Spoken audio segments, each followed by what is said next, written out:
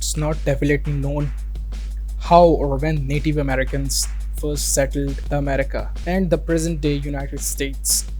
The prevailing theory proposes that people from Russia followed Graham across Virginia, a land bridge that connected Serbia to present day Alaska during the Ice Age, and then spread southward throughout the Americas. And this migration may have begun as 30,000 years ago and continued through about 10,000 years ago when the land bridge became submerged by the rising sea level caused by the melting glaciers. The early inhabitants, called Paleo-Indians, soon diversified into hundreds of culturally distinct nations and tribes.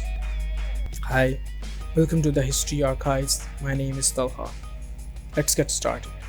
By 10,000 BCE, humans were relatively well established throughout North America. Originally, Paleo-Indians hunted Ice Age megafauna like mammoths, but as they began to go extinct, people turned instead to bison as a food source. As time went on, foraging berries and seeds.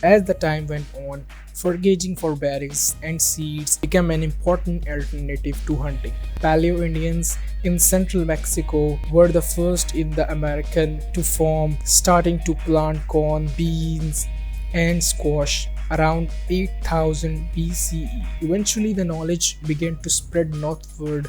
By 3000 BCE, corn was being grown in the valleys of Arizona and New Mexico, followed by primitive irrigation systems. The pre-Columbian era incorporates all periods in the history of Americans before the appearance of European influences on the American continents, spanning from the original settlement in the Upper Paleolithic period to European colonization during the early modern period. While the term technically refers to the era before Christopher Columbus' voyage in 1492, in practice the term usually includes the history of American indigenous cultures until they were conquered or significantly influenced by Europeans, even if this happened decades or centuries after the Columbus initial landing.